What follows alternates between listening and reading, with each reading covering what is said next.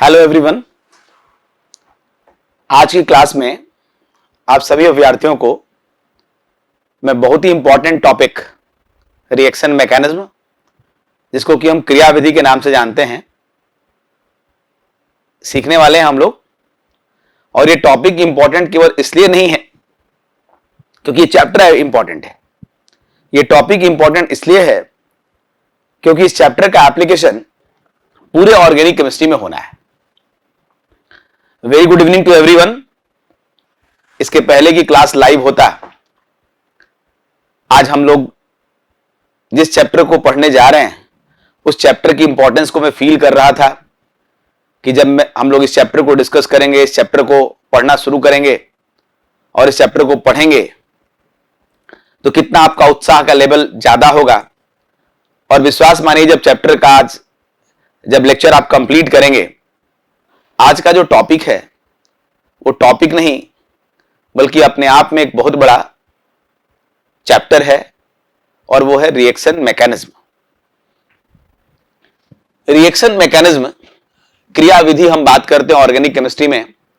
ध्यान देंगे कि टीजीटी के छात्रों के लिए और पीजीटी के छात्रों के लिए, दोनों के लिए, या अन्य एग्जामिनेशन में भी इसकी इंपॉर्टेंस क्वेश्चन में खूब दिखती है। कोई भी रिएक्शन ऑर्गेनिक केमिस्ट्री में अगर होती है तो उस रिएक्शन को हम लोग इस तरीके से देखा करते हैं। रिएक्टेंट मतलब अभिकारक, रिएजेंट मतलब अभिकर्मक के साथ रिएक्शन करता है। कभी कभी कोई सॉल्वेंट विलायक लेना पड़ता है और कभी कभी इसकी आवश्यकता नहीं पड़ती है। और रिएक्शन करके या तो सीधे प्रोडक्ट उत्पाद देता है या फिर पहले कोई मध्यवर्ती इंटरमीडिएट बनाने के बाद अगले स्टेप में प्रोडक्ट और उत्पाद देता है। ये आमतौर पे ऑर्गेनिक केमिस्ट्री में जो भी रिएक्शन होती है उसमें ये सारी चीजें दिखते हैं हमें। कौन कौन दिखता है? रिएक्टेंट अभिकारक, रिएजेंट अभिकर्मक, विलायक सॉल्वेंट, इंटरमीडिएट मध्यावर्ती और प्रोडक्ट फाइनली उत्पाद। अब बात यह करना है, प्रांजल मिश्रा जी, आनंद पाल जी, पुनीत भारद्वाज जी, जिस टॉपिक को हम पढ़ा रहे हैं उसको समझने में आप अपना पूरा ध्यान रखें, क्योंकि मैंने आपसे बोला अगर ये टॉपिक इंपॉर्टेंट है तो आपकी एकाग्रता ज्यादा ही होनी चाहिए। और आज के लेक्चर के एंड होने तक आपको बहुत कम टाइम में ढेर सारे क्वेश्चन को सॉल्व करने का मेथड पता चल जाना चाहिए। यही मेरा प्रयास है और आपका भी यही प्रयास होना चाहिए। तो जब कोई भी ऑर्गेनिक केमिस्ट्री की रिएक्शन सामने होती है तो हम लोग सबसे पहले यह देखते हैं कि रिएक्टेंट का बॉन्ड कैसे टूटेगा। सबसे पहले क्या सोचना होता है, रिएक्टेंट का बॉन्ड कैसे टूटेगा। मतलब अगर बॉन्ड टूटने के बाद बॉन्ड के दोनों इलेक्ट्रॉन बराबर रूप से दोनों में बढ़ जाएं तो इसको हम लोग बोलते हैं होमोलिटिक क्लीवेज, समांगी विदलन। होमोलिटिक क्लीवेज, समांगी विदलन तब होता है जब बॉन्ड टूटने के बाद दोनों के पास एक एक इलेक्ट्रॉन बढ़ जाए और इलेक्ट्रॉन दोनों के पास बराबर बंटने की वजह से फ्री रेडिकल्स, मुक्त मूलक का फॉर्मेशन हो, मुक्त मूलक बनता हो। तो रिएक्टेंट का बॉन्ड टूटने की एक दशा है समांगी विदलन और दूसरी दशा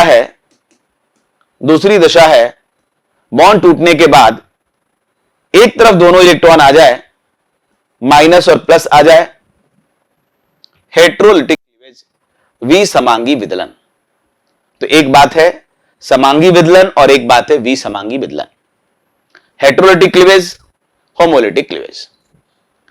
ये हम सब लोग जानते हैं कि बॉन्ड के टूटने की दो कंडीशन है। तो आज की क्लास में मुख्यतः सीखना क्या है? आज की क्लास में सीखना है कि रिएक्शन को देख के हम कैसे बता दें कि ये होमोलिटिक क्लीवेज होने वाली रिएक्शन है या हेट्रोलिटिक क्लीवेज होने वाली रिएक्शन है। कैसे बता दें? देखते ही रिएक्शन को हम बता दें कि होमोलिटिक क्लीवेज की कंडीशन है, ये हेट्रोलिटिक क्लीवेज की कंडीशन है। इस रिएक्शन में बॉन्ड टूटेगा तो मुक्त मूलक बनेगा, इस रिएक्शन में बॉन्ड टूटेगा तो प्लस माइनस चार्ज आएगा, कार्बोकेटायन कार्बेनायन या कोई भी केटायन और एनायन का फॉर्मेशन होगा। ये कैसे हम लोग कर ले, इस कॉन्सेप्ट की तरफ हम लोग आगे बढ़ेंगे।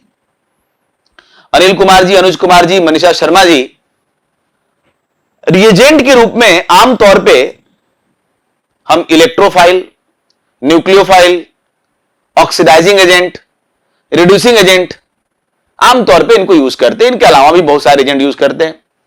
तो आज मुख्यतः हम लोग को यह सीखना है कि कोई भी रिएजेंट दिया हो और अगर वो इलेक्ट्रोफाइल और न्यूक्लियोफाइल में से कोई एक हो तो हम कैसे पहचाने कि वो रिएजेंट इलेक्ट्रोफाइल है कि रिएजेंट न्यूक्लियोफाइल है।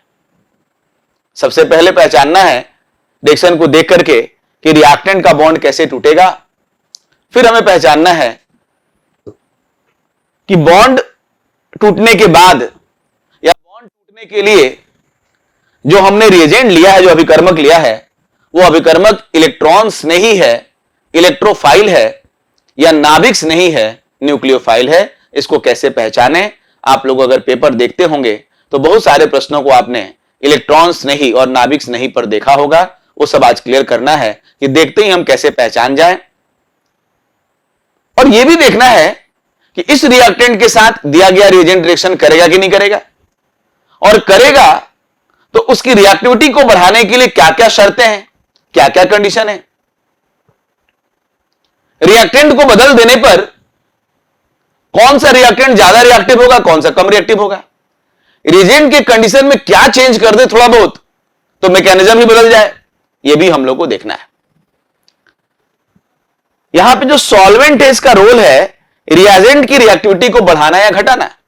कभी कभी रिएजेंट की रिएक्टिविटी को हम बढ़ाते भी हैं और कुछ जगहों पे घटाते भी हैं। तो हम कैसे समझें कि ये पर्टिकुलर सॉल्वेंट इस रिएक्टेंट की रिएक्टिविटी को बढ़ाएगा कि नहीं बढ़ाएगा, घटाएगा कि नहीं बढ़ाएगा।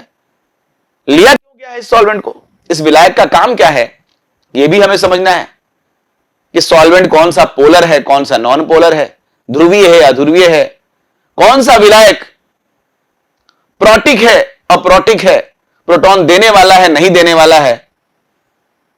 तो यहां पर सॉल्वेंट को पहचानना भी बहुत इंपॉर्टेंट है। लोकेश यादव जी, आपने बहुत सारे क्वेश्चन देखे हैं एग्जाम के आए हुए और तभी आप कह रहे हैं कि इससे काफी क्वेश्चन आते हैं। मैं तो कहता हूं कि ऑर्गेनिक केमिस्ट्री के 50% से ज्यादा क्वेश्चन इसी टॉपिक के होते हैं। इसलिए मैं आप सबसे विशेष तौर पे एकाग्रता की आवश्यकता समझ रहा हूं, और केवल आज भर के लेक्चर की नहीं, इस लेक्चर को कंटिन्यूएशन में कैसे आगे बढ़ना है, इस लेक्चर को पढ़ने का थीम क्या है, कैसे आगे बढ़ना है, उससे भी अपने आप को रेगुलरली जोड़ के रखना है।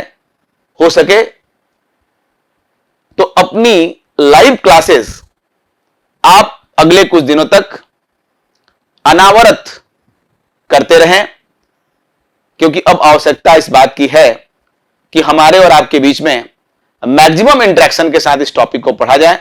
एक बहुत इंपॉर्टेंट टॉपिक की तरफ हम लोग आगे बढ़ चुके हैं। अब अगर रिएक्टेंट और रिएजेंट ने रिएक्शन किया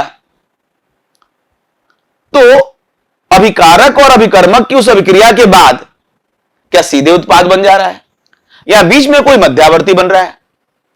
और अगर कोई बीच में मध्यावर्ती इंटरमीडिएट बना तो इंटरमीडिएट कौन है?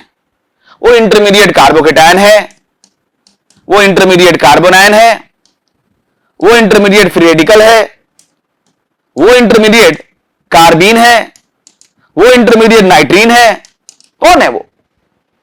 मतलब हम कैसे देख के पहचान जाएं कि इस रिएक्शन में कार्बोकेटायन बनने की कंडीशन बन रही है, इस रिएक्शन में कार्बोनायन बनने की कंडीशन बन रही है। क्योंकि हम जानते हैं कि अगर किसी रिएक्शन में इंटरमीडिएट बन रहा है तो रिएक्टिविटी का ऑर्डर इंटरमीडिएट ही डिसाइड करता है। रिएक्शन किसकी तेज होगी किसकी कम होगी वो डिसाइड करता कौन है? इंटरमीडिएट मध्यावर्ती डिसाइड करता है। तो अगर हमको यह पता चल जाए कि इस रिएक्शन में बनने वाला मध्यावर्ती कौन सा है इनमें से, तो उसकी स्टेबिलिटी का ऑर्डर हमने सामान्य कार्बनिक रसायन में पढ़ा है, जनरल ऑर्गेनिक केमिस्ट्री में पढ़ा है।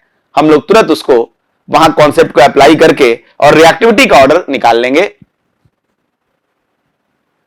अंत में उत्पाद का बनना तो काम कंप्लीट हो जाना है, लेकिन उसके बनने से पहले एक बात हमें सोचनी है,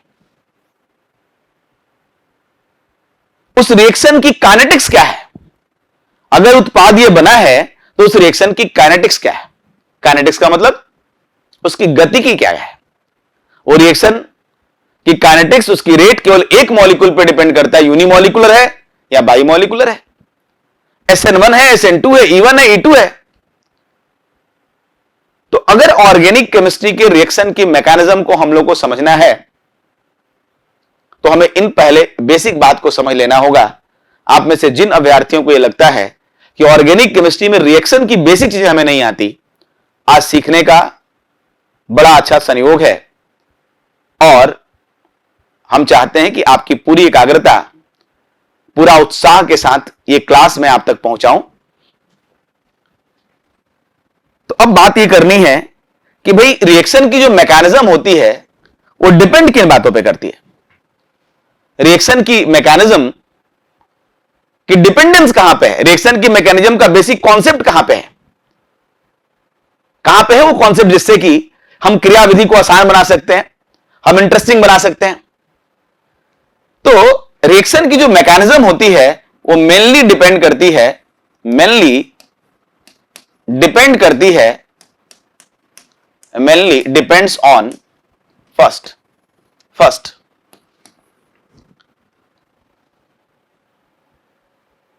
रिएक्टेंट का बॉन्ड कैसे टूट रहा है उस पे। सबसे पहला cleavage of bond in reactant, cleavage of bond in reactant. Cleavage का हिंदी है विदलन, टूटना, बॉन्ड का टूटना। तो बॉन्ड कैसे टूट रहा है, बॉन्ड का विदलन कैसे हो रहा है, यह पहला पॉइंट है जिसे हमें बहुत ध्यान से समझना है। प्रशांत कुमार पांडे जी, अवनीश यादव जी, रिएक्शन मैकेनिज्म की इस क्लास में सामान्य कार्बनिक रसायन की जीओसी की आवश्यकता जरूर पड़ेगी, लेकिन आज के लेक्चर को समझने के लिए जो खुद में अपने आप में बेसिक हो, अभी किसी दूसरे चैप्टर के एप्लीकेशन की आवश्यकता नहीं है।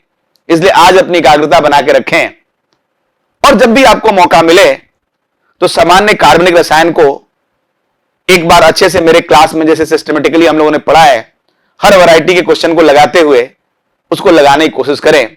लेकिन आज जो हम लोग इस बेसिक चीज को समझ रहे हैं उस पर अपना ध्यान दें। सबसे पहला काम है रिएक्टेंट के बॉन्ड का विदलन, जो अभिकारक है उसका बॉन्ड कैसे टूट रहा है, वो कंडीशन क्या है, वो शर्तें क्या है जिससे कि बॉन्ड टूटने के बाद फ्री रेडिकल बनेगा, होमोलिटिक क्लीवेज होगा, समांगी विदलन होगा, और वो कंडीशन क्या है जिससे कि विसमांगी विदलन होगा। हमारे हिंदी माध्यम के विद्यार्थी की संख्या ज्यादा होना हमें बार बार प्रेरित करती है कि हम सभी शब्दों को हिंदी में जरूर आपसे बात करें। इसलिए हिंदी माध्यम के विद्यार्थी शब्दों पे ध्यान देंगे। हम अगर दूसरे पॉइंट की तरफ चलें तो यहां पर रिएजेंट के नेचर के बारे में हम बात करते हैं। जो अभिकर्मक है हमारा, उसकी प्रकृति क्या है, जो अभिकर्मक है उसकी प्रकृति क्या है, मतलब वो इलेक्ट्रोफाइल है, इलेक्ट्रॉन्स नहीं है, न्यूक्लियोफाइल है, नाभिक्स नहीं है, क्या है, यह बात समझना हमें। तो सेकेंड पॉइंट हो गया नेचर ऑफ रिएजेंट, मतलब जो भी आप ले रहे हैं रिएजेंट, मतलब अभिकर्मक, उसकी प्रकृति क्या है। मतलब यहां पे क्या सीखने जा रहे हैं हम लोग सीखने जा रहे हैं इलेक्ट्रोफाइल और न्यूक्लियोफाइल। इलेक्ट्रोफाइल का हिंदी है इलेक्ट्रॉन स्नेही, फाइल का मतलब लविंग, स्नेही है ना, और न्यूक्लियोफाइल का मतलब नाभिक स्नेही।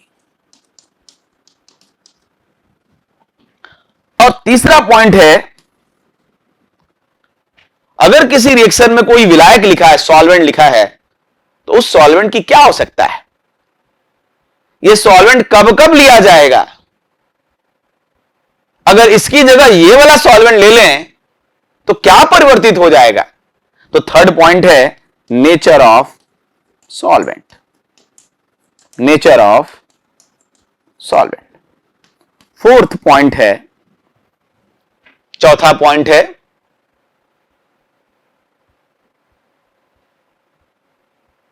बहुत सारे हमारे अभ्यर्थियों को रिएक्शन ऑर्गेनिक के याद नहीं होते, रिजेंट याद नहीं होते।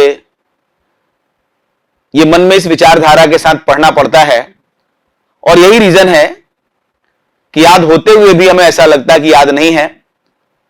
लेकिन जब आप रिएक्शन मैकेनिज्म को पढ़ने की इस अप्रोच के साथ तैयार करेंगे तो मैं भरोसे के साथ कह सकता हूं, आप सबके ऊपर मेरा भरोसा है, कह सकता हूं मैं कि आप सब हर तरह के रिएक्शन को अच्छे से याद भी कर लेंगे, समझ भी लेंगे और उस पर बनने वाली हर वैरायटी के क्वेश्चन में रिएक्शन के कॉन्सेप्ट को अप्लाई भी कर लेंगे। इधर भी जो जितने हमारे अभ्यर्थी जुड़ रहे हैं, साक्षी जी, अनूप शुक्ला जी, प्रशांत जी, जितने अभ्यर्थी जुड़ रहे हैं उन सबका स्वागत है आज की क्लास में। चौथा है यहां पर इंटरमीडिएट के बारे में। भाई जो भी इंटरमीडिएट बना, अगर इंटरमीडिएट मध्यावर्ती का स्थायित्व, अगर इंटरमीडिएट का स्थायित्व, अगर मध्यावर्ती का स्थायित्व डिसाइड करता है कि रिएक्शन की रेट कैसी होगी, रिएक्टिविटी ज्यादा होगी कम होगी, अगर वही डिसाइड करता है तो फिर उनको डिसाइड करने का तरीका क्या है। तो चौथा पॉइंट है इनकी स्टेबिलिटी देखने के लिए हमें कौन सा कॉन्सेप्ट लगाना है। Fourth point is stability of intermediates, formation and stability of intermediate.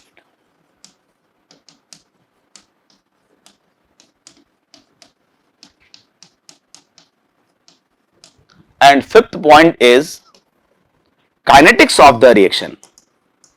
Reaction की गतिकी क्या है, रिएक्शन की मैकेनिज्म किन बातों पर डिपेंड करती है, रिएक्शन यूनिमॉलिक्यूलर है कि रिएक्शन बाईमॉलिक्यूलर है, ये कैसे हम समझेंगे। आज की इस लाइव क्लास के माध्यम से तमाम विद्यार्थी जो हमारे साथ जुड़े हुए हैं, उनके अलावा कुछ ऐसे अभ्यर्थी भी होंगे जो रिकॉर्डेड फॉर्म में इस लेक्चर को सीखेंगे। उन सभी विद्यार्थियों से एक बात मैं कॉमन रूप से कहना चाहता हूं कि इस टॉपिक को याद कर जाना है, इस टॉपिक को पी जाना है। बहुत सवाल कवर करेगा ये टॉपिक। तो ये पांचों पॉइंट को हमें समझना है, लेकिन इसके पहले कि हम इन पांचों पॉइंट को क्लियर करें, हम जरा टाइप ऑफ रिएक्शन को देखते हैं। हम जरा टाइप ऑफ रिएक्शन को देखते हैं ताकि ये सब हम वहां पर इस्तेमाल कर पाए, ये सब वहां पर इस्तेमाल कर पाए। भाई ऑर्गेनिक केमिस्ट्री में अगर रिएक्शन के टाइप की हम बात करें तो टाइप ऑफ रिएक्शन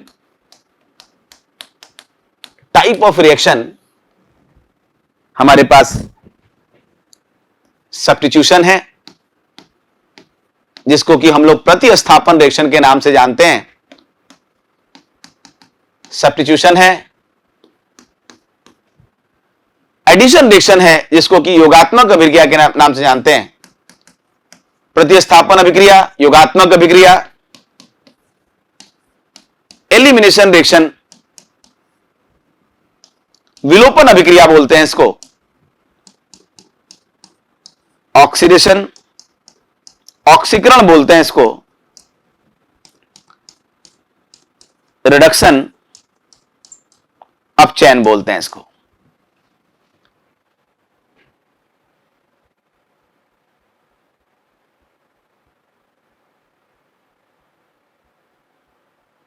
जितने विद्यार्थी यहां पे जुड़े हैं, स्मिता जी, अवनीश यादव जी, प्रगति शर्मा जी, साक्षी शर्मा जी, जितने विद्यार्थी लगातार इस क्लास में जुड़ते जा रहे हैं, उन सबसे एक बात का ध्यान रखना है कि इस चैप्टर में जब भी आप जुड़े तभी से एकाग्र हो जाए, क्योंकि बहुत छोटे छोटे बेसिक कॉन्सेप्ट का समावेश है, बहुत छोटे छोटे बेसिक कॉन्सेप्ट का समावेश है। तो अगर इस चैप्टर में कहीं से आपकी बातें छुट्टी भी हो तो जो अगली बात है उसको वहीं से आप स्टार्ट कर दें तो बस आपके क्वेश्चन बनना शुरू हो जाएंगे, काम हो जाएगा। तो जब प्रतिस्थापन, योगात्मक, विलोपन, ऑक्सीकरण, अपचयन अभिक्रियाओं की बात करते हैं तो ये अभिक्रियाएं भी बहुत तरह की हैं। ये अभिक्रियाएं भी बहुत तरह की हैं। अब जो प्रतिस्थापन हो रहा है उस प्रतिस्थापन में ध्यान दें, यहां से कोई प्लस वाला निकल के और इसकी जगह पे कोई दूसरा प्लस वाला आके जुड़ जाए, इसकी जगह पे कोई दूसरा प्लस वाला आके जुड़ जाए तो हम क्या बोलेंगे? बोलेंगे ये इलेक्ट्रोफिलिक सब्स्टिट्यूशन है। क्योंकि प्लस वाला क्या है? इलेक्ट्रॉन्स नहीं। अरे भाई, जिसके पास प्लस चार्ज है वो किसी माइनस किसी इलेक्ट्रॉन वाले के पास जाना चाहेगा बॉन्ड बनाने, तो क्या है? इलेक्ट्रॉन्स नहीं। तो ऐसी अभिक्रिया जहां पर एक प्लस वाला निकल के दूसरा प्लस वाला आ जाए उसको हम लोग क्या कहते हैं? Electrophilic substitution. तो सब्स्टिट्यूशन को कैसे लिखते हैं? एस और सबस्क्रिप्ट में लगा दिए ई, तो क्या बोलेंगे? Electrophilic substitution reaction. अगर एक माइनस वाला निकल के एक दूसरा माइनस वाला आके जुड़ जाए तो इसको क्या कहते हैं? एक माइनस वाला निकल के दूसरा माइनस वाला आके जुड़ गया है तो इसको क्या कहते हैं? Nucleophilic substitution. क्योंकि जो माइनस वाला है, जिसके पास माइनस चार्ज है, वो किसी प्लस को स्नेह करने वाला है। और प्लस को स्नेह करना मतलब नाभिक स्नेही, क्योंकि नाभिक में तो प्लस चार्ज है। इसको न्यूक्लियोफाइल कहते हैं। तो इसको हम लोग लिखेंगे SN रिएक्शन, यानी न्यूक्लियोफिलिक सब्स्टिट्यूशन, नाभिक स्नेही अभिक्रिया। बिल्कुल ऐसे ही अगर एक फ्री रेडिकल कहीं से जाए और बदले में कोई दूसरा फ्री रेडिकल आए तो हम इसको क्या बोलेंगे? इसको बोलेंगे फ्री रेडिकल सब्स्टिट्यूशन, मुक्त मूलक प्रतिस्थापन अभिक्रियाएं। मुक्त मूलक प्रतिस्थापन अभिक्रियाएं, इसको शॉर्ट में लिखेंगे SR, R फॉर रेडिकल और S फॉर सब्स्टिट्यूशन। अभी जो हम लोग पढ़ रहे हैं उसमें सब्स्टिट्यूशन की 3 वैरायटीज को पढ़ रहे हैं, SE, SN, SR। अब SN में SN1, SN2 पढ़ेंगे, वो अलग एक कॉन्सेप्ट हो गया। वहां तक पहुंचने के पहले की बेसिक बातें कर रहे हैं हम लोग। अब एडिशन की अगर बात करें तो एडिशन अभिक्रियाएं भी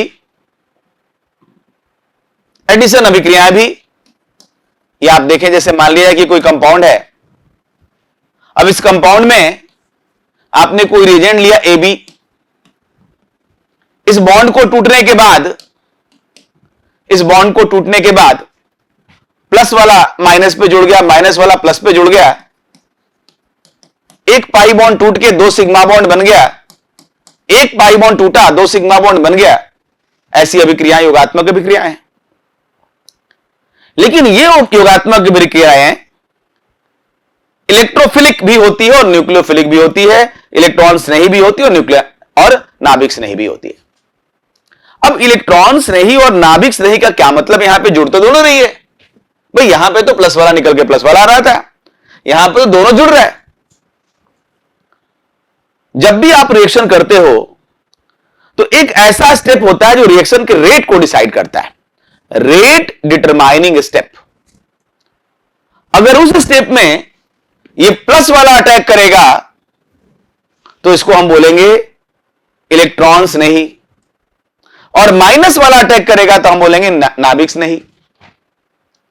एडिशन में जुड़ना दोनों को है, लेकिन जो रेट डिटरमाइनिंग स्टेप में, स्लो स्टेप में जब रेट निकाल रहे हो उस समय जो अटैक करेगा उसी का नाम बदनाम होगा।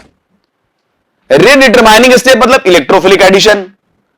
एडिशन में अगर इलेक्ट्रोफिलिक रेट डिटरमाइनिंग स्टेप में है तो नाम होगा इलेक्ट्रोफिलिक एडिशन। अगर न्यूक्लियोफाइल उस स्टेप में है तो नाम होगा न्यूक्लियोफिलिक एडिशन, और अगर फ्री रेडिकल है तो नाम होगा फ्री रेडिकल एडिशन।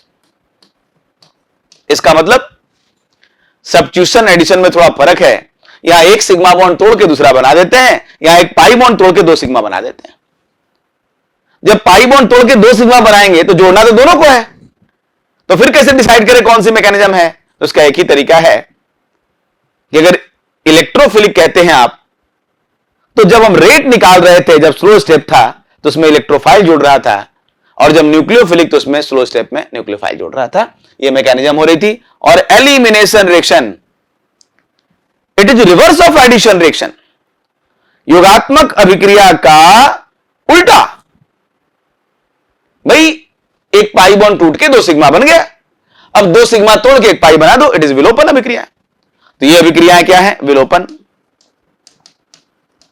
यहां ए और बी 2 अगर कोई ग्रुप है, इनको हमने निकाल लिया और निकाल करके इसे एल्कीन बना ली, तो इसको हम लोगों ने कह दिया विलोपन अभिक्रिया। ऑक्सीडेशन का मतलब है ऑक्सीजन का जुड़ जाना। फिर से कई सारे विद्यार्थी जुड़ते जा रहे हैं।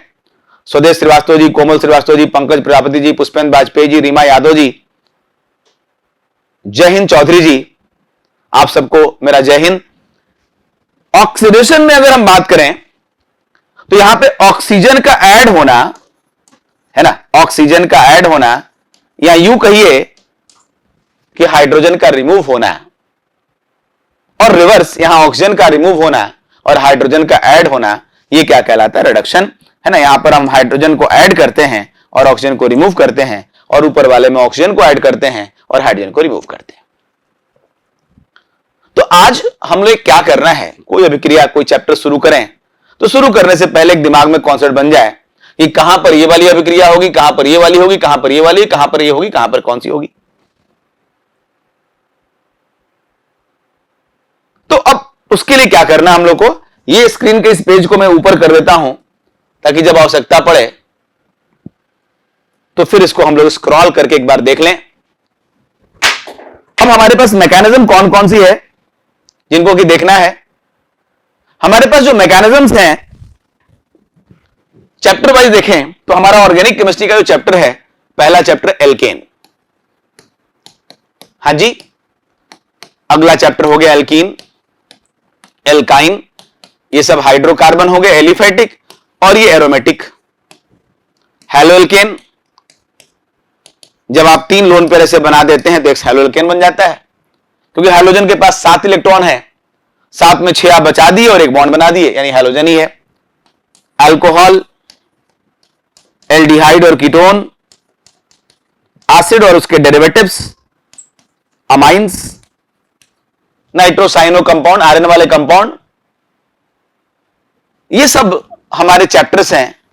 और आज हम लोग को सीखना है कि बताएं इसमें सब्स्टिट्यूशन कहां कहां होगा। बड़े ध्यान से, बड़े प्यार से समझिएगा। आप बताएं इसमें एडिशन कहां कहां पे होगा। आप बताएं इसमें एलिमिनेशन कहां कहां पे होगा। आप बताएं इसमें ऑक्सीडेशन कहां कहां पे होगा। और आप बताएं कि रिडक्शन कहां कहां पे होगा।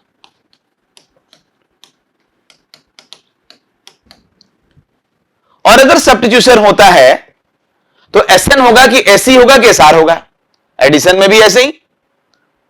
ये कैसे डिसाइड करा जाए, ये हम लोग को मुख्यतः पहले समझना है, ताकि दिमाग में एक बार टाइप ऑफ रिएक्शन हो जाए तो उसके अकॉर्डिंग हम सारी मैकेनिज्म की बेसिक चीज को दिमाग में लेते चलें। तो हमारा पहला चैप्टर है एल्केन, एल्कीन, एल्काइन। इस बात को समझने के लिए अभी भी जो विद्यार्थी हमारे जुड़े हैं, कुलदीप शर्मा जी, वंदना यादव जी, गगन कुमार जी, स्मिता राय जी, स्वदेश कुमार जी, जितने विद्यार्थी जुड़ते जा रहे हैं लगातार, पवन कुमार पांडे जी, आप सब लोग को का ध्यान में केंद्रित करना चाहूंगा आज के बहुत इंपॉर्टेंट टॉपिक की तरफ। अगर हमें किसी भी चैप्टर को पढ़ने से पहले पता चल जाए कि क्या है रिएक्शन की मैकेनिज्म, यहां पे कौन कौन सी मैकेनिज्म होगी, कौन कौन टाइप की रिएक्शन यहां पढ़ना है, पहले ये हमारा कॉन्सेप्ट बन जाए तो उस चैप्टर को पढ़ने का इंटरेस्ट लेवल ही अलग होगा। तो वो जो इंटरेस्ट का लेवल है वो क्रिएट करने का समय आ गया है। आइए, एल्केन, एल्कीन, एल्काइन, ये सब जितने हमने लिखे हैं उनको पहले क्लियर करते हैं। अभी आपने देखा था सब्स्टिट्यूशन कहां पे हो रहा था। पहले पूरी बात सब्स्टिट्यूशन और एडिशन में करेंगे, प्रतिस्थापन और योगात्मक अभिक्रिया पूरी बातें करेंगे, उसके बाद बाकी सब में चलेंगे। आपने देखा था सब्स्टिट्यूशन कहां पे हो रहा था, एक सिग्मा बॉन्ड निकल के दूसरा सिग्मा बॉन्ड आ रहा था। यानी कि अगर कहीं पे सिग्मा बॉन्ड है तो वहां पे होने वाली रिएक्शन कौन सी है? प्रतिस्थापन। और आपने देखा था एडिशन में क्या हो रहा था, एक पाई बॉन्ड टूट के 2 सिग्मा बन रहे थे, यानी पाई होना चाहिए ना एडिशन के लिए। तो अगर कहीं पर पाई बॉन्ड पे रिएक्शन हो रही है तो कौन सी अभिक्रिया है भाई? एडिशन। योगात्मक अभिक्रिया पाई बॉन्ड पे होगी और प्रतिस्थापन कहां होगी? सिग्मा बॉन्ड पे होगी। अगर कहीं पे इलेक्ट्रोनेगेटिविटी का डिफरेंस है, ध्यान से सुनेंगे मेरी बात को, जिनके बीच में रिएक्शन होनी, जो ये जहां पे रिएक्शन होनी है, अगर इस बॉन्ड में इलेक्ट्रोनेगेटिविटी का डिफरेंस है, अगर वैद्युत ऋणात्मकता का अंतर है मतलब जीरो नहीं है, अगर है, डेल्टा मतलब डिफरेंस, ईएन माने इलेक्ट्रोनेगेटिविटी, जीरो नहीं है, जीरो काट दिया मैंने, जीरो नहीं मतलब कुछ है, तो ऐसी जगह पे होने वाली अभिक्रिया नाभिक स्नेही होगी, न्यूक्लियोफिलिक होगी। और अगर इलेक्ट्रोनेगेटिविटी का डिफरेंस जीरो है तो ऐसी जगह पे होने वाली रिएक्शन आमतौर पे इलेक्ट्रोफिलिक या फ्री रेडिकल होती है, इलेक्ट्रोफिलिक या फ्री रेडिकल होती है। इलेक्ट्रॉन स्नेही या मुक्त मूलक अभिक्रियाएं होती हैं। तो अब हमें यह समझना है कि सब्स्टिट्यूशन और एडिशन में कहां कौन सा कॉन्सेप्ट लगेगा। आइए पूरे उत्साह के साथ हमारे हर प्रश्न का जवाब देना शुरू करिए। अगर मैं ये कहता हूं एल्केन में यहां सब्स्टिट्यूशन अभिक्रिया होगी क्योंकि यहां सिग्मा बॉन्ड है, तो क्या यह बात मेरी आप समझ पा रहे हैं? एल्केन में सिग्मा बॉन्ड है, केवल सीएच बॉन्ड में भी सिग्मा बॉन्ड है और सीसी बॉन्ड में भी सिग्मा बॉन्ड है, तो यहां पर सब्स्टिट्यूशन रिएक्शन होगी, यहां पाई नहीं, एडिशन नहीं होगी। तो क्या यह बात समझने में आपको तकलीफ हो रही है? यहां सब्स्टिट्यूशन रिएक्शन होगी और न सीसी बॉन्ड में पोलैरिटी है और न सीएच बॉन्ड में पोलैरिटी है, इसलिए जब यह बॉन्ड टूटेगा तो फ्री रेडिकल में टूटेगा और यहां पर इलेक्ट्रोनेगेटिविटी का डिफरेंस जीरो है, इसलिए इलेक्ट्रोफिलिक फ्री रेडिकल दोनों हो सकता था, लेकिन फ्री रेडिकल इसलिए होगा कि यहां पर प्लस में कोई बॉन्ड माइनस में टूटने वाला ही नहीं है, यानी यहां पर फ्री रेडिकल सब्स्टिट्यूशन रिएक्शन होगी। यहां पर एडिशन बिल्कुल नहीं होगी, एल्केन में कोई एडिशन अभिक्रिया नहीं हो सकती। अब मैं बात करूं एल्कीन और एल्काइन की, तो यहां पाई बॉन्ड है, एडिशन अभिक्रिया होगी और यहां पर इलेक्ट्रोनेगेटिविटी का डिफरेंस जीरो है, कोई डिफरेंस नहीं है, तो यहां पर इलेक्ट्रोफिलिक होगी या तो यहां पर फ्री रेडिकल होगी। बड़े ध्यान से, बड़े मन से, बड़े उत्साह के साथ एक एक बात को समझिएगा ताकि क्लास खत्म होने के बाद आपको हर तरह की मैकेनिज्म, क्रियाविधि को कैसे कहां पे लगाना है एकदम से क्लियर हो जाए। तो ये एक एडिशन इलेक्ट्रोफिलिक होगी और ये एडिशन फ्री रेडिकल होगी। ये एल्कीन और एल्काइन दोनों में एडिशन इलेक्ट्रोफिलिक होगी, एडिशन फ्री रेडिकल होगी। कैसे सोचा हम लोगों ने? योगात्मक अभिक्रिया वही होती है जहां पर पाई बॉन्ड हो, तो भाई यहां पर पाई बॉन्ड है और यहां दोनों एटम के बीच में वैद्युत ऋणात्मकता का अंतर है ही नहीं, जीरो है, और अगर जीरो है तो अभिक्रिया इलेक्ट्रोफिलिक होगी या फ्री रेडिकल होगी, इसलिए यहां पर एडिशन इलेक्ट्रोफिलिक या एडिशन हमने फ्री रेडिकल लिख दिया, यानी ये रिएक्शन की यहां पर अभी हम लोग बात नहीं कर सकते।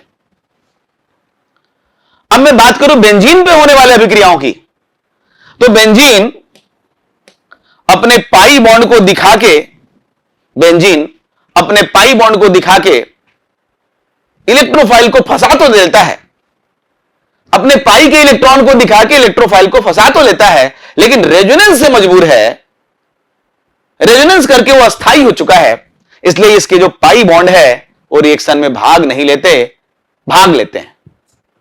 इसके जो पाई बॉन्ड है रिएक्शन में भाग नहीं लेते, वो भाग लेते हैं, मतलब कि यहां पर रिएक्शन करने वाला कौन है? बेंजीन का हाइड्रोजन C6H6।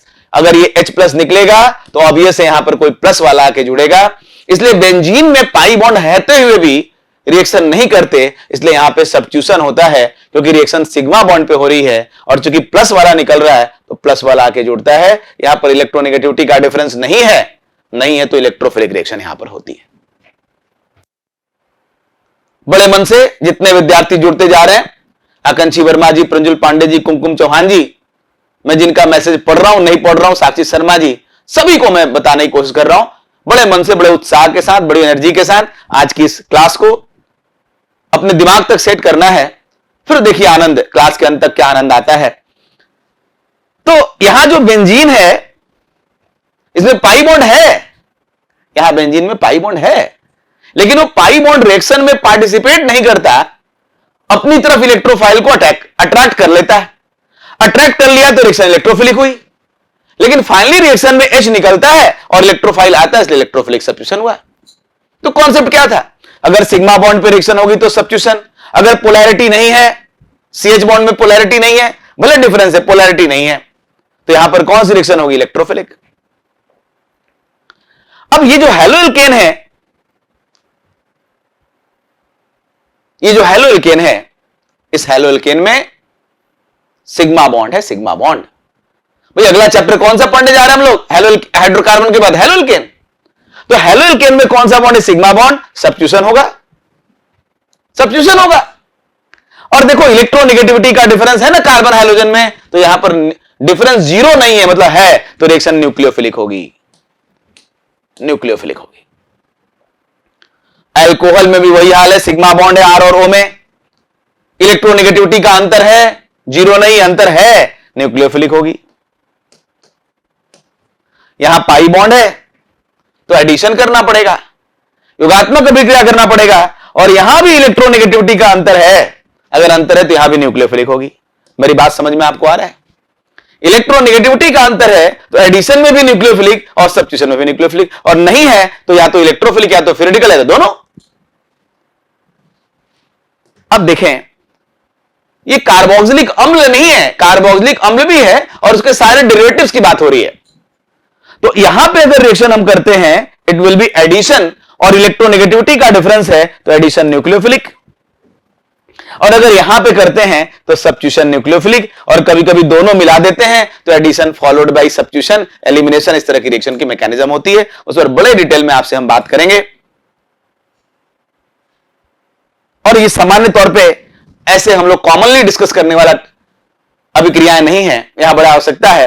अब यहां देखिए अमाइंस R और N, अमाइंस R और N, यहां पर सिंगल बॉन्ड पे रिएक्शन अगर आपको करनी है तो सब्स्टिट्यूशन न्यूक्लियोफिलिक होगी, क्योंकि सिंगल बॉन्ड पे सब्स्टिट्यूशन, इलेक्ट्रोनेगेटिविटी का डिफरेंस है तो न्यूक्लियोफिलिक। ऐसे ही देखिए, अगर मान लीजिए मेरे पास साइनाइड होता RCN, तो पाई बॉन्ड पे रिएक्शन होती है एडिशन, पाई बॉन्ड पे रिएक्शन होती है एडिशन, और इलेक्ट्रोनेगेटिविटी का डिफरेंस, इलेक्ट्रोनेगेटिविटी का डिफरेंस है, C और N में है, और है तो न्यूक्लियोफिलिक। ये इसकी रिएक्शन है भाई, है ना, कहीं ऐसा ना हो कि बाद में आप कंफ्यूज हो जाए। ये इसकी रिएक्शन है, यहां एडिशन नहीं है और यहां सब्स्टिट्यूशन नहीं है, यहां न्यूक्लियोफिलिक एडिशन है और यहां पर न्यूक्लियोफिलिक सब्स्टिट्यूशन है।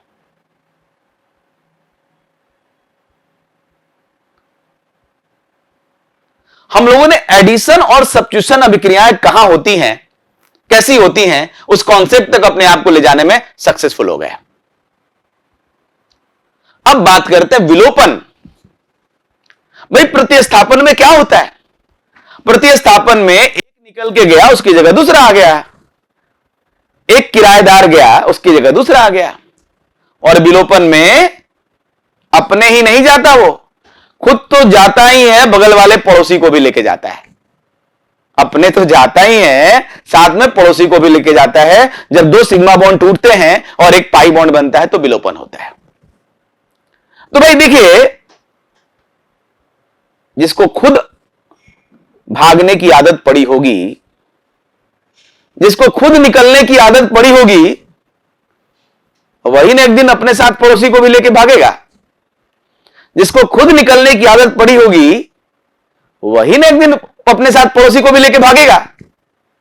यानी जहां जहां एसएन रिएक्शन होती है, वहीं वहीं एलिमिनेशन भी होती है। जहां जहां एसएन रिएक्शन होती है, वहीं वहीं एलिमिनेशन होती है। जहां जहां एसएन रिएक्शन होती है, वहीं वहीं एलिमिनेशन होती है। जहां जहां एसएन होती है, वहीं वहीं एलिमिनेशन रिएक्शन होती है। एडिशन और एलिमिनेशन एक दूसरे के रिवर्स प्रोसेस हैं, लेकिन यहां एसएन तो इस बॉन्ड पे हो रहा है, तो एलिमिनेशन भी इसी बॉन्ड पे होने की संभावना है। हो सकता है वहां एसएन ना होकर के एलिमिनेशन हो जाए।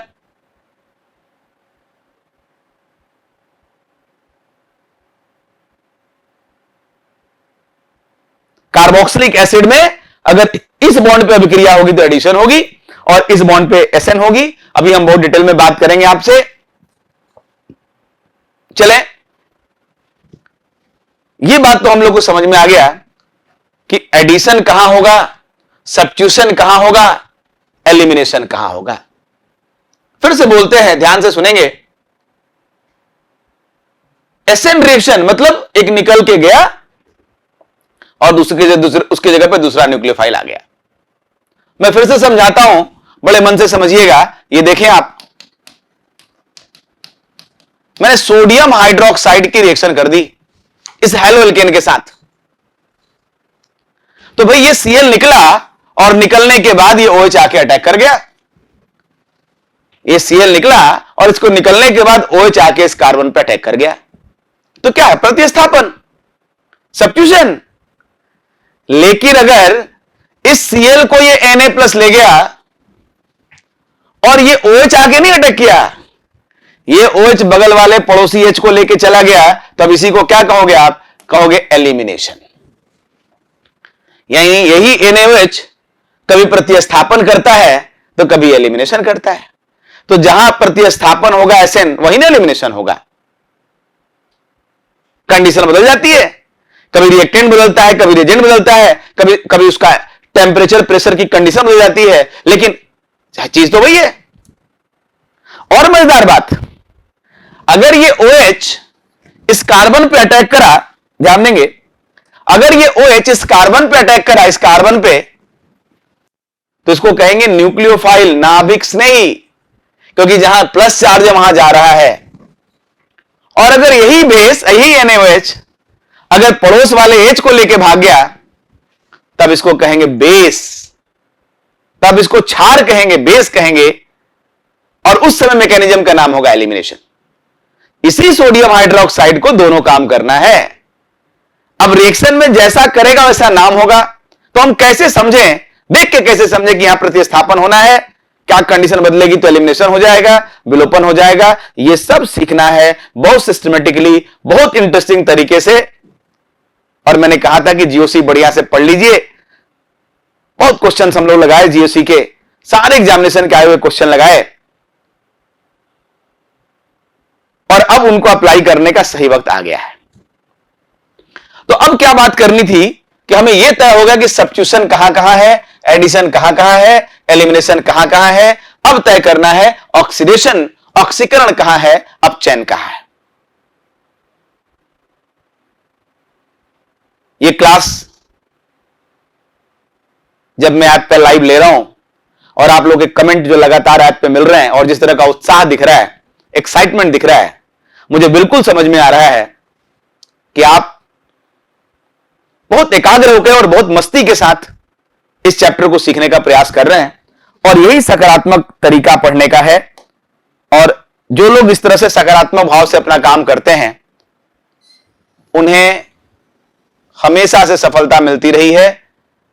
सफलता को प्राप्त करने का यही सब तरीका ही है कि हर वक्त सकारात्मक सोच के साथ अपना काम पूरा किया जाए।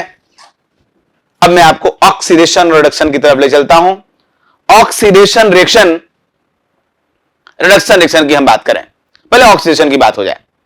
भाई ऑक्सीजन जोड़ने की कहां संभावना है? यहां संभावना है एल्केन में ओ जोड़ दो, एल्कोहल बना लो, यहां पर ऑक्सीडेशन हो सकता है।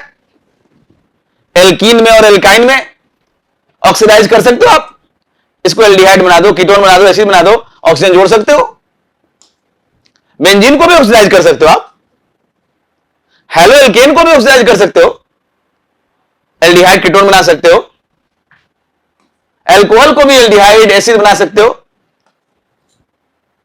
कीटोन को भी एसिड बना सकते हो। लेकिन ये जो आपका दिख रहा है कौन, कार्बोक्सिलिक एसिड, ये तो कंप्लीटली ऑक्सीडाइज हो चुका है।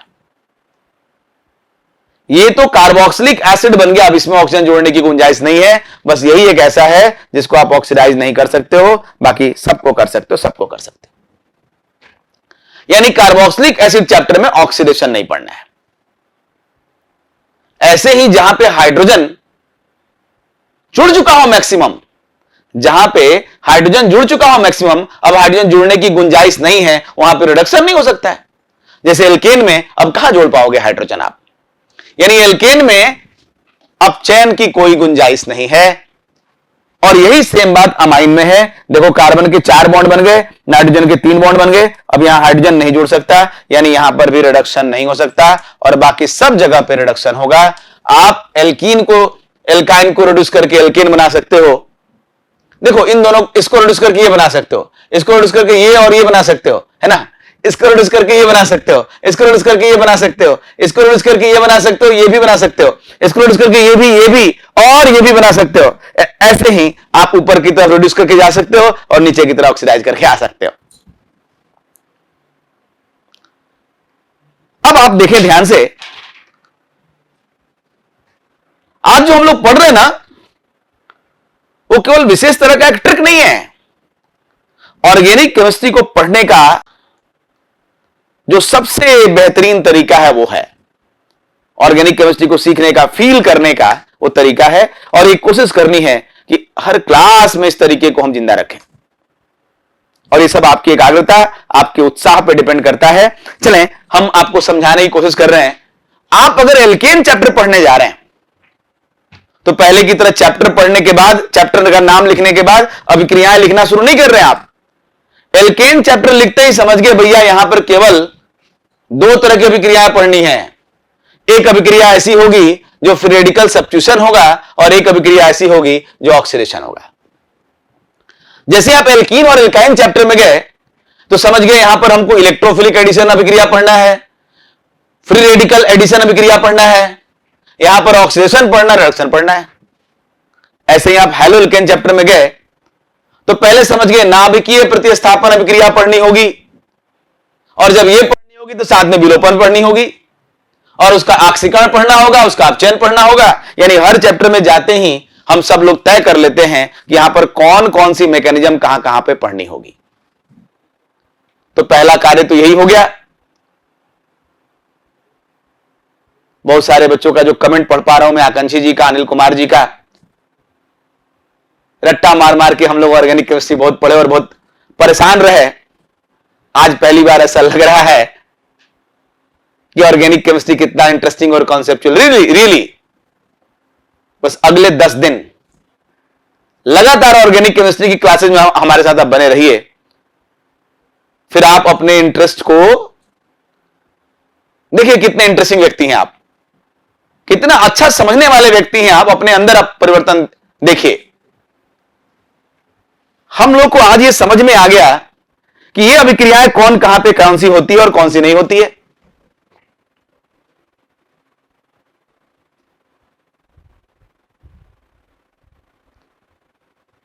तो अब मैं आगे लेके चलता हूं आपको,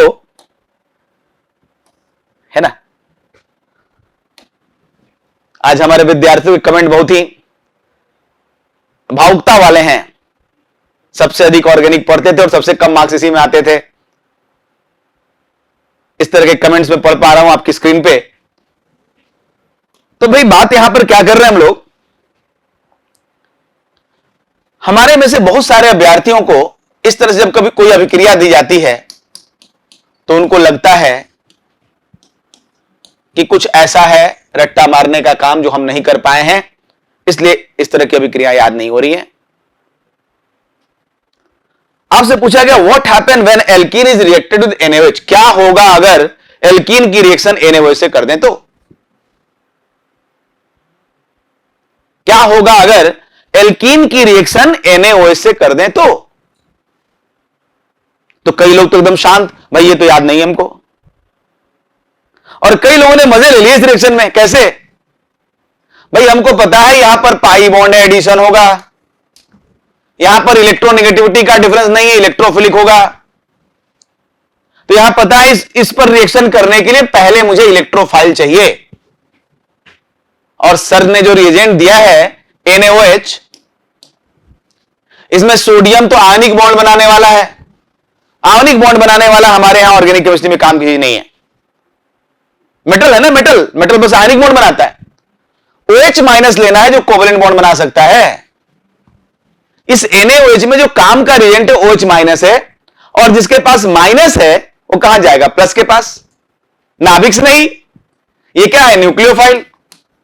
लो भाई, अगर एल्कीन में होने वाली अभिक्रिया का नाम इलेक्ट्रोफिलिक एडिशन है तो इसको इलेक्ट्रोफाइल देना चाहिए, और हम दे क्या रहे हैं? न्यूक्लियोफाइल। यानी इन दोनों के बीच में कोई अभिक्रिया नहीं होगी, हमने रिएजेंट गलत लिया है। हम जो अभिक्रिया कराना चाहते हैं उसके लिए ये दोनों आपस में मैच नहीं कर रहे, कोई सुमेल नहीं है इनके बीच में। भाई ये कहता है कि मेरे को इलेक्ट्रोफिलिक कराओ, आप इसको न्यूक्लियोफाइल दे रहे हो, अभिक्रिया नहीं होगी।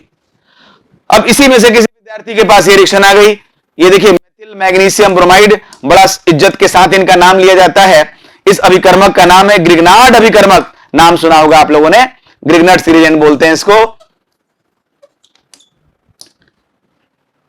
अब कहीं हम लोगों ने पढ़ा कि भाई ग्रिग्नार्ड अभिक्रिया में ये बनता है, वो बनता है, वो बनता है, यहां ये बनता है, यहां ये रट रहे हैं, भूल रहे हैं। लेकिन पहले ये तय कर लें कहां पर क्या बनना चाहिए, इसका नेचर क्या है। देखिए ये बॉन्ड बहुत स्ट्रांग है, ये बॉन्ड बहुत स्ट्रांग है क्योंकि ये मेटल है और ये नॉन मेटल बहुत बहुत ज्यादा रिएक्टिव वाला हैलोजन। तो बॉन्ड टूटेगा तो ये वाला टूटेगा, और टूटेगा तो कार्बन पे माइनस आएगा और मैग्नीशियम पर प्लस आएगा, क्योंकि हम लोगों को पता है Mg मेटल है, मेटल पे प्लस आता है, कार्बन नॉन मेटल है, माइनस आता है। और अगली बात हमें यह पता है कि जो Mg है, जो प्लस वाला है, ये आयनिक बॉन्ड बनाता है, जैसे यहां भी। तो जो आयनिक बॉन्ड बनाने वाला वो हमारे काम का नहीं, वो मैकेनिज्म को डिसाइड नहीं करेगा। कौन डिसाइड करेगा? CH3 minus. तो CH3 माइनस क्या है? न्यूक्लियोफाइल।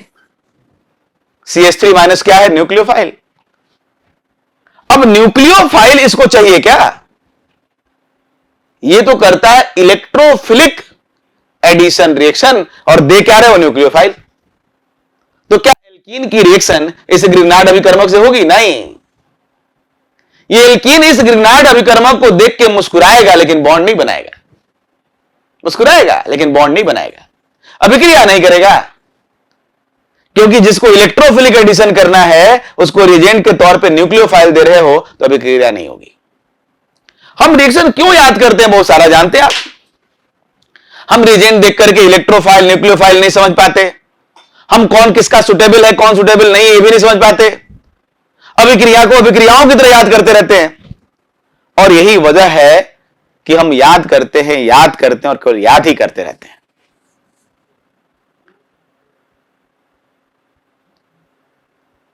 आपको जब मैं पढ़ाता हूं तो ऐसा लगता है कि मैं उन अभ्यर्थियों को पढ़ा रहा हूं जो दुनिया में सबसे अधिक उत्साह वाले अभ्यर्थी हैं और सबसे अधिक सकारात्मक सोच वाले अभ्यर्थी हैं, इसलिए पढ़ाने का मन बढ़ता ही जाता है। लेकिन समय की बाध्यता हम शिक्षकों के साथ रहती है, और तब वहां जब लेक्चर रोकना होता है तो बड़े भारी मन से, बड़े दुखी मन से वहां लेक्चर हमें रोकना पड़ता है।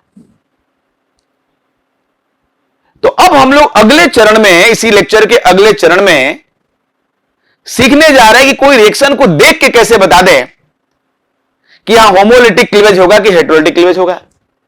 अभिक्रिया को देख के कैसे बता दें कि यहां जो अभिकर्मक लिया गया है वो इलेक्ट्रॉन्स नहीं और नाभिक्स नहीं है कि नहीं है, और उसमें भी कौन ज्यादा तेज है कौन कम है। इस अभिक्रिया में बनने वाला मध्यावर्ती क्या होगा? कार्बोकेटायन होगा, कार्बेनायन होगा, और कहां कहां होगा और कहां कहां नहीं होगा, और अगर बन गया तो उसका स्थायित्व क्या है। हम देखते ही कैसे पहचान जाए, रिएक्शन लिखिए देख के पहचान जाए ये यूनिमोलिकुलर है, SN1 है कि SN2 है, E1 है कि E2 है कि बाइमोलिकुलर है। ये अप्रोच के साथ हम अगली क्लास में आपसे मिलेंगे। समय की बाध्यता है, पढ़ाने का बहुत मन बहुत उत्साह है, लेकिन सभी बाध्यताओं के साथ आज की क्लास को मुझे यही रुकना पड़ेगा। लेकिन मैं आप सब विद्यार्थियों से उम्मीद करता हूं कि अगली क्लास में इससे भी ज्यादा उत्साह के साथ हमारे साथ बने रहेंगे। अगर ये क्लास हम किसी भी माध्यम से आपके पास भेजने की कोशिश करते हैं, ये मेरी इच्छा रहेगी, लेकिन आपकी भी इच्छा रहेगी कि ये क्लास आपकी बाधित ना हो। किसी भी माध्यम से, हमारे पेड और प्रीपेड और पोस्टपेड किसी भी माध्यम से आप जुड़ करके हमारे इस क्लास को अपनी कंप्लीट करें। बड़ी इंपॉर्टेंट क्लास है। तो आप सभी अभ्यर्थियों का दिल से शुभकामनाओं के साथ क्लास में यहीं पे रोकता हूं। बहुत बहुत आशीर्वाद, शुभकामनाएं। कल मिलेंगे अगले टर्न पे, इसी के साथ हम इसको कंटिन्यू करेंगे। तब तक के लिए शुभ रात्रि। Thank you.